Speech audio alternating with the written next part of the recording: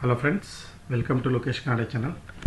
ಇವತ್ತು ನಾವು HRMSನಲ್ಲಿ ಟ್ರಾನ್ಸ್ಫರ್ ಇನ್ನನ್ನು ಯಾವ ರೀತಿ ಮಾಡ್ಕೋಬೇಕು ಅನ್ನೋದನ್ನು ನೋಡೋಣ. ಸೊ ಮೊದಲನೇದಾಗಿ ಯೂಸರ್ ನೇಮ್ ಪಾಸ್ವರ್ಡ್ ನಿಮ್ಮ HRMS ಲಾಗಿನ್ ಎಲ್ಲ ಆದ ತಕ್ಷಣ ಈ ರೀತಿ ಹೋಮ್ ಪೇಜ್ ಓಪನ್ ಆಗುತ್ತೆ. ಇಲ್ಲಿ ಆಪ್ಷನ್ ಇದೆ ನೋಡಿ, ಟ್ರಾನ್ಸ್ಫರ್ ಅಂತೇಳಿ. ಟ್ರಾನ್ಸ್ಫರ್ನಲ್ಲಿ ಟ್ರಾನ್ಸ್ಫರ್ ಡೆಸ್ಟಿನೇಷನ್ ಇನ್ ಅಂತಿದೆ. ಸೊ ಅದನ್ನು ಸೆಲೆಕ್ಟ್ ಮಾಡಿ ಟ್ರಾನ್ಸ್ಫರ್ ಡೆಸ್ಟಿನೇಷನ್ ಇನ್ನನ್ನು ಸೆಲೆಕ್ಟ್ ಮಾಡಿದ್ಮೇಲೆ ಇನ್ನೊಂದು ಸಬ್ ಪೇಜ್ ಓಪನ್ ಆಗುತ್ತೆ. ಸೊ ಇಲ್ಲಿ ಈ ರೀತಿ ಓಪನ್ ಆದಾಗ ಇಲ್ಲೆಲ್ಲ ಡೀಟೇಲ್ಸ್ಗಳಿರುತ್ತೆ, ಅದನ್ನು ಫಿಲ್ ಮಾಡಬೇಕಾಗುತ್ತೆ. ಇದಕ್ಕಿಂತ ಮುಂಚೆ ಯಾವುದೇ ಒಬ್ಬ ಎಂಪ್ಲಾಯ್ ನೀವು ಟ್ರಾನ್ಸ್ಫರ್ ಇನ್ ಮಾಡ್ಕೋಬೇಕಾದ್ರೆ ಮೊದಲನೇದಾಗಿ ಯಾವ ಆಫೀಸ್ನಿಂದ ಅವರು ಟ್ರಾನ್ಸ್ಫರ್ ಆಗಿದ್ದಾರೆ ಅಲ್ಲಿ ಅವರು ಏನು ಮಾಡಬೇಕಾಗಿರುತ್ತೆ, ಟ್ರಾನ್ಸ್ಫರ್ ಔಟನ್ನು ಮಾಡಬೇಕಾಗಿರುತ್ತೆ. ಇನ್ ಕೇಸ್ ಅವ್ರು ಔಟ್ ಮಾಡಿಲ್ಲ ಅಂದರೆ ಇಲ್ಲಿ ಮಾಡ್ಕೊಳಕ್ಕೆ ಬರಲ್ಲ. ಸೊ ಅವ್ರು ಔಟ್ ಮಾಡಿದಾರೆ ಇಲ್ಲ ಕನ್ಫರ್ಮ್ ಮಾಡ್ಕೊಂಡು LPC ಎಲ್ಲ ನಿಮ್ಗೆ ಆಫೀಸ್ ಬಂದು ರೀಚ್ ಆದಾಗ ಅವ್ರು ಔಟ್ ಮಾಡಿರ್ತಾರೆ. ಸೊ ಅವ್ರು ಔಟ್ ಮಾಡಿದ್ದಾರೆ ಅಂತ ನಿಮಗೆ LPC ಎಲ್ಲ ಬಂದು ರೀಚ್ ಆಗಿದ ತಕ್ಷಣ ಯಾವ ಎಂಪ್ಲಾಯಿನ ಇನ್ ಮಾಡ್ಕೋಬೇಕಂತ ಇದ್ರಿ ಆ ಎಂಪ್ಲಾಯ್ KJD ನಂಬರನ್ನು ಇಲ್ಲಿ ಎಂಟ್ರಿ ಮಾಡಬೇಕಾಗುತ್ತೆ. ಒನ್ಸ್ KJD ನಂಬರ್ ಎಂಟ್ರಿ ಮಾಡಿ ಗೆಟ್ ಅಂತ ಕೊಟ್ಟಾಗ record does not exist make any entry ಅಂತ ಒಂದು ಬಾಕ್ಸ್ ಬರುತ್ತೆ, ಡೈಲಾಗ್ ಬಾಕ್ಸು. ಅದ್ರ ಮೇಲೆ ಓಕೆ ಅಂತ ಕೊಡಿ. ಓಕೆ ಅಂತ ಕೊಟ್ಟಾಗ ಆಟೋಮೆಟಿಕ್ಕಾಗಿ ಏನಾಗುತ್ತೆ, ಡೀಟೇಲ್ ಈ KJD ನಂಬರ್ಗೆ ಸಂಬಂಧಪಟ್ಟ ಎಂಪ್ಲಾಯ್ ಯಾರಿದ್ದಾರೆ ಅವ್ರ ನೇಮು, ರಿಲೀವಿಂಗ್ ಡೇಟು, ಅವ್ರ DDO ಕೋಡ್, ಪ್ರೀವಿಯಸ್ ಆಫೀಸ್ ಏನಿದೆ ಪ್ರತಿಯೊಂದು ಇಲ್ಲಿ ಎನೇಬಲ್ ಆಗುತ್ತೆ. ನೋಡ್ಬೋದು ನೀವು ಎಂಪ್ಲಾಯ್ ನೇಮ್ ಬಂದಿದೆ, ರಿಲೀವಿಂಗ್ ಡೇಟ್ ಅಂದರೆ ಆ ಆಫೀಸ್ನಿಂದ ಅವ್ರು ಯಾವಾಗ ರಿಲೀವ್ ಆಗಿದ್ದಾರೆ ಅದನ್ನು ತೋರಿಸ್ತಾ ಇದ್ದಾರೆ.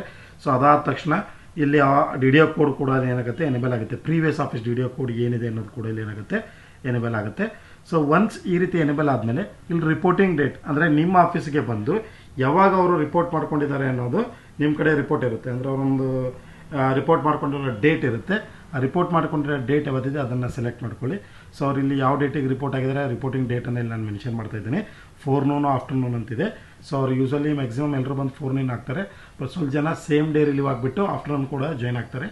ಸೊ ಅದು ಯಾವತ್ತಿದೆ ಅದನ್ನು ನೋಡ್ಕೊಂಡ್ಬಿಟ್ಟು ಇಲ್ಲಿ ನಾವು ಸೆಲೆಕ್ಟ್ ಮಾಡಬೇಕಾಗುತ್ತೆ.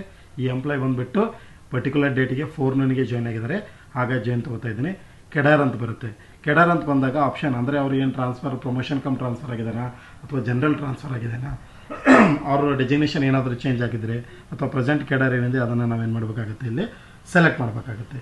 ಸೊ ಕೆಡರನ್ನು ನಾವು ಸೆಲೆಕ್ಟ್ ಮಾಡಿಬಿಟ್ಟು ಅದನ್ನು ನಾನು ಇಲ್ಲಿ ಎಂಟ್ರಿ ಮಾಡ್ತೀನಿ. ಸೆಲೆಕ್ಟ್ ಮಾಡಿದ್ದೀನಿ. ಸೆಲೆಕ್ಟ್ ಮಾಡಿದ್ಮೇಲೆ ಹೆಡ್ ಆಫ್ ಅಕೌಂಟ್ ಅಂತ ಬರುತ್ತೆ. ಸೊ ನಿಮ್ಮ ಕಡೆ ಯಾವುದಿದೆ ಹೆಡ್ ಆಫ್ ಅಕೌಂಟ್ ಎನೇಬಲ್ ಆಗುತ್ತೆ ಅದನ್ನು ಸೆಲೆಕ್ಟ್ ಮಾಡಿಬಿಡಿ. ಸೊ ದೆನ್ ಎಸ್ಟಾಬ್ಲಿಷ್ಮೆಂಟ್ ನಂಬರ್ ಅಂತಿದೆ. ಎಸ್ಟಾಬ್ಲಿಷ್ಮೆಂಟ್ ನಂಬರ್ ಅಂದರೆ ನಿಮ್ಮ ಕಡೆ ಈ ESTಗಳು ಎಷ್ಟಿದೆ ಅದರಲ್ಲಿ ಯಾವ ESTನಲ್ಲಿ ಇವರನ್ನು ನೀವು ಸೇರಿಸ್ಬೇಕು ಅಂದ್ಕೊಂಡಿದ್ರಿ ಅದನ್ನು ನಾವು ಇಲ್ಲಿ ಏನು ಮಾಡಬೇಕಾಗುತ್ತೆ, ಸೆಲೆಕ್ಟ್ ಮಾಡಬೇಕಾಗುತ್ತೆ. ಸೊ ಅದನ್ನು ಅಸೈನ್ ಟು DO ಅಂತ ಬರುತ್ತೆ. ಅದನ್ನು ನಿಮ್ಮದು ಕೋಡ್ ಏನಿದೆ ಅದನ್ನು ಸೆಲೆಕ್ಟ್ ಮಾಡಿ. ಸ್ಟೇಟ್ ಯಾವ ಸ್ಟೇಟ್ ಇದೆ, ಕರ್ನಾಟಕ ಇದೆ, ಇನ್ ಕರ್ನಾಟಕ, ಔಟ್ ಕರ್ನಾಟಕ ಅಂತ ಇನ್ ಕರ್ನಾಟಕ ತಗೋತಾ ಇದ್ದೀನಿ. ಡಿಸ್ಟಿಕ್ ಪರ್ಟಿಕ್ಯುಲರ್ ಯಾವ ಡಿಸ್ಟಿಕ್ನಲ್ಲಿ ಅವ್ರು ಬಂದು ಜಾಯ್ನ್ ಆಗಿದ್ದಾರೆ ಆ ಡಿಸ್ಟಿಕನ್ನು ಸೆಲೆಕ್ಟ್ ಮಾಡಿ. ತಾಲೂಕಾ ನೇಮ್ ಬರುತ್ತೆ. ತಾಲೂಕಾ ನೇಮ್ ಯಾವುದಿದೆ ಅದನ್ನು ಸೆಲೆಕ್ಟ್ ಮಾಡಿ. ದೆನ್ ಟೌನ್ ವಿಲೇಜ್ ನೇಮ್ ಅಂತ ಬರುತ್ತೆ. ಸೊ ಟೌನ್ ವಿಲೇಜ್ ನೇಮ್ ಯಾವ ಟೌನ್ ಇದೆ ಯಾವ ವಿಲೇಜ್ ಇದೆ ಅದನ್ನು ನಾವು ಪರ್ಟಿಕ್ಯುಲರಾಗಿ ಸರ್ಚ್ ಮಾಡಿಬಿಟ್ಟು ಸೆಲೆಕ್ಟ್ ಮಾಡಬೇಕಾಗುತ್ತೆ. ಪೋಸ್ಟ್ ಆಫೀಸ್ ನೇಮ್ ಅಂತ ಕೇಳ್ತಾ ಇದೆ, ಅದನ್ನು ಕೂಡ ನಾವು ಸೆಲೆಕ್ಟ್ ಮಾಡಿಬಿಟ್ಟು ಸೆಲೆಕ್ಟ್ ಇಲ್ಲಿ automatic post office name select ಮಾಡಿದಾಗ CCA ಸಿಟಿ ಗ್ರೇಡ್ ಬರುತ್ತೆ. ಅಂದರೆ ಡಿವಿಷನ್ ಲೆವೆಲ್ ಇದ್ದರೆ B ಇದೆ, ಮೆಟ್ರೋ ಸಿಟಿ ಇದ್ದರೆ A ಇದೆ. Apart from that C and D zone ಕೂಡ ಬರುತ್ತೆ. ತಾಲೂಕಾ ಲೆವೆಲ್ ಇದ್ದರೆ C ಅಂತ ಬರುತ್ತೆ. ಇಲ್ಲಿ ನಾವು ಮ್ಯಾನ್ಯಲ್ ಆಗಿ ಎಂಟ್ರಿ ಮಾಡೋ ಅವಶ್ಯಕತೆ ಇಲ್ಲ. ಇಲ್ಲಿ ನಾವು ಪೋಸ್ಟ್ ಆಫೀಸ್ ನೇಮನ್ನು ಸೆಲೆಕ್ಟ್ ಮಾಡಿದಾಗ ಅಥವಾ ಡಿಸ್ಟಿಕ್ ಇದನ್ನೆಲ್ಲ ತೊಗೊಂಡಾಗ ಆಟೋಮೆಟಿಕ್ಕಾಗಿ CCA ಗ್ರೇಡ್ ಏನಾಗುತ್ತೆ ಇಲ್ಲಿ ಸೆಲೆಕ್ಟ್ ಆಗುತ್ತೆ. ಒನ್ಸ್ ಈ ರೀತಿ ಸೆಲೆಕ್ಟ್ ಆದಮೇಲೆ ಇಲ್ಲಿದೆ ನೋಡಿ, is this A vacation post ಅಂತೇಳಿ. ವೆಕೇಷನ್ ಪೋಸ್ಟ್ ಇದ್ದರೆ ಎಸ್ ಅಂತ ಕೊಡಬೇಕು. ನಾನ್ ವೆಕೇಷನ್ ಪೋಸ್ಟ್ ಇದ್ದರೆ ಇದನ್ನು ಯಾವುದೇ ರೀತಿ ಸೆಲೆಕ್ಟ್ ಮಾಡೋ ಅವಶ್ಯಕತೆ ಇಲ್ಲ. ಇಷ್ಟೆಲ್ಲ ಡೀಟೇಲ್ಸನ್ನು ನೀವು ಎಂಟ್ರಿ ಆದ ತಕ್ಷಣ ಇಲ್ಲಿ ಅಪ್ರೂವ್ ಅಂತ ಬರುತ್ತೆ. ಅಪ್ರೂವ್ ಮೇಲೆ ನಾವೇನು ಮಾಡಬೇಕಾಗುತ್ತೆ, ಕ್ಲಿಕ್ ಮಾಡಬೇಕಾಗುತ್ತೆ.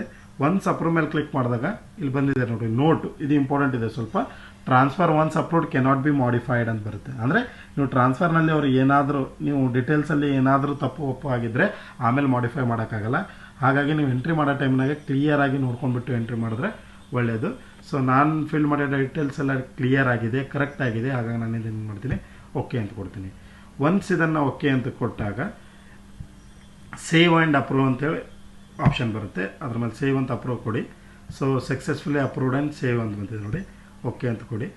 ಈ ರೀತಿಯಾಗಿ ಯಾವುದೇ ಒಬ್ಬರು ಎಂಪ್ಲಾಯಿ ಬೇರೆ ಆಫೀಸ್ ಅಥವಾ ಬೇರೆ ಡಿಪಾರ್ಟ್ಮೆಂಟ್ ಕಡೆಯಿಂದ ನಿಮ್ಮ ಕಡೆ ಬಂದು ಜಾಯ್ನ್ ಆದರೆ ಆ ಎಂಪ್ಲಾಯ್ದನ್ನು ಟ್ರಾನ್ಸ್ಫರಿಂದನ್ನು ಈ ರೀತಿಯಾಗಿ HRMSನಲ್ಲಿ ನಾವೇನು ಮಾಡಬೇಕಾಗತ್ತೆ, ಮಾಡ್ಕೋಬೇಕಾಗತ್ತೆ. ಸೊ ಇದೇ ಥರ ವೀಡಿಯೋಗಳಿಗಾಗಿ ನನ್ನ ಇನ್ನೊಂದು ಯೂಟ್ಯೂಬ್ ಚಾನಲ್ ಇದೆ, ಲೋಕೇಶ್ ಕನ್ನಡ ಅಂತ. ಚಾನಲನ್ನು ನೋಡಿ ಲೈಕ್ ಮಾಡಿ ಸಬ್ಸ್ಕ್ರೈಬ್ ಮಾಡಿ. ಕಾಂಟ್ಯಾಕ್ಟ್ ನಂಬರ್ ಕೂಡ ಇದೆ ಅದರಲ್ಲಿ. ನಿಮಗೆ ಏನಾದರೂ ಡೌಟ್ಸ್ ಇದ್ದರೆ you can call. Okay, thank you.